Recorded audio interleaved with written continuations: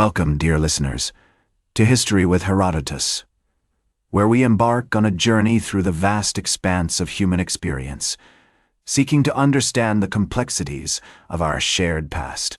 Today, we find ourselves on the precipice of one of the most pivotal battles in the annals of warfare, the Battle of Kursk.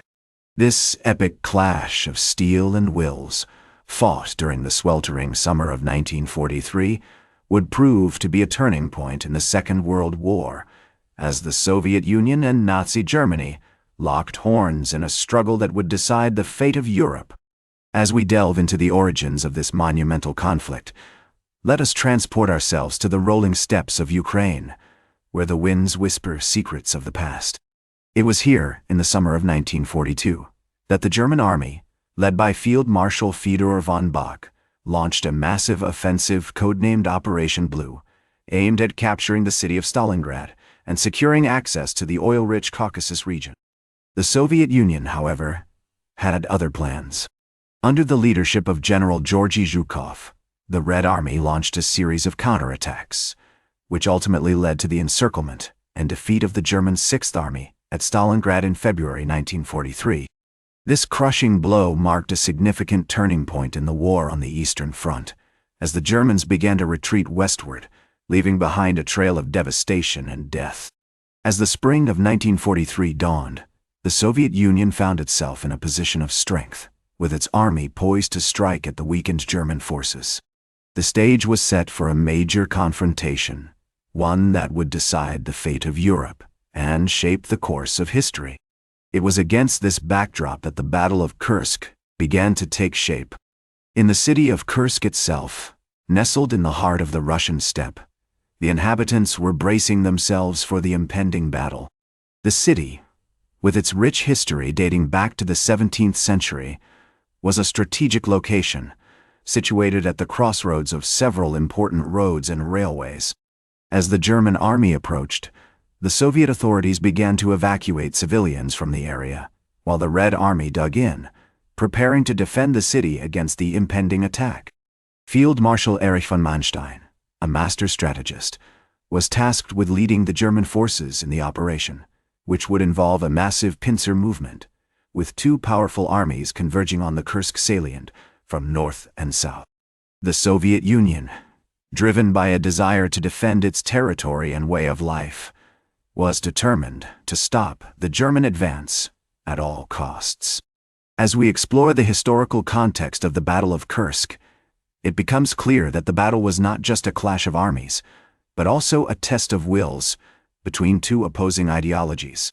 The Soviet Union, with its communist ideology, was determined to defend its socialist motherland against the fascist aggression of Nazi Germany. The precursors to this epic conflict have been set in motion, and the stage is now prepared for the main event. The German army, led by Field Marshal von Manstein, was poised to launch a massive assault on the Kursk salient, while the Soviet Union, led by General Zhukov, was ready to defend its territory at all costs. As we pause to reflect on these events, we find ourselves at the threshold of a new era in the history of the Battle of Kursk. The battle is about to begin, and the fate of nations hangs in the balance. Join me, dear listeners, as we embark on this journey into the heart of the Battle of Kursk, where heroism, sacrifice, and strategy would converge to decide the fate of Europe.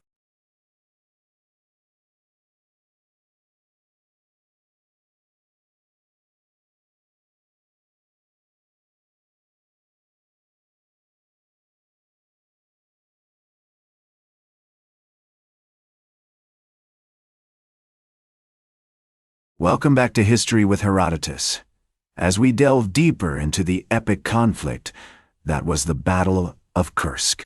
As the summer of 1943 dawned, the German army, led by Field Marshal Erich von Manstein, launched a massive assault on the Kursk salient, codenamed Operation Citadel.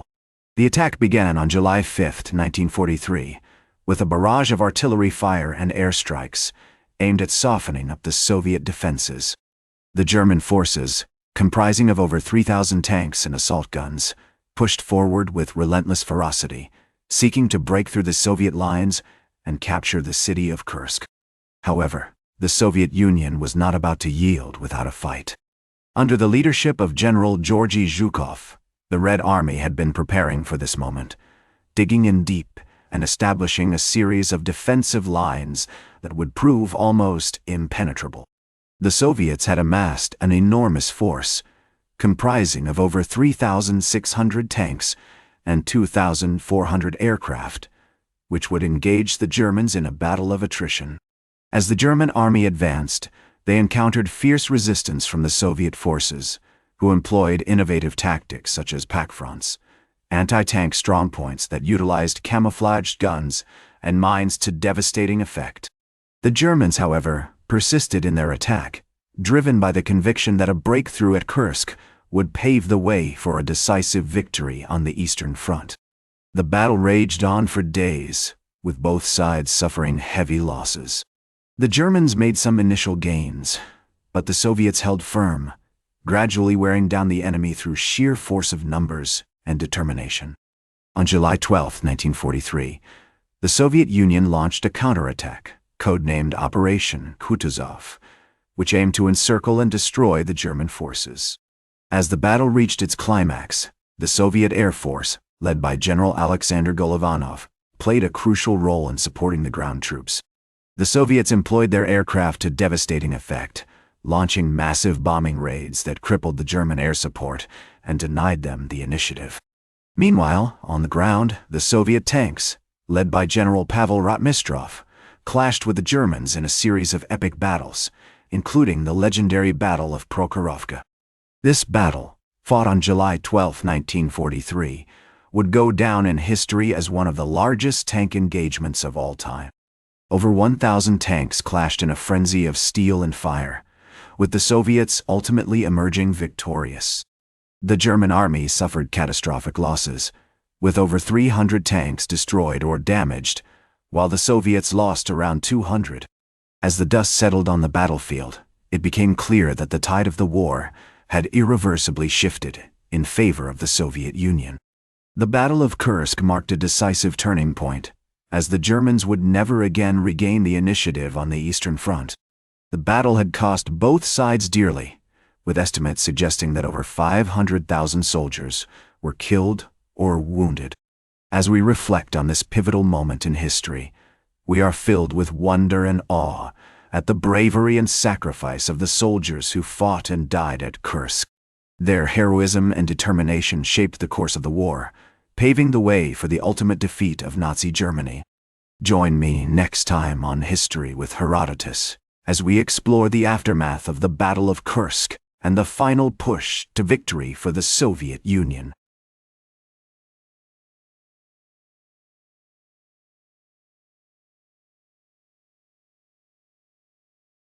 Welcome back to History with Herodotus, as we conclude our journey through the epic conflict that was the Battle of Kursk.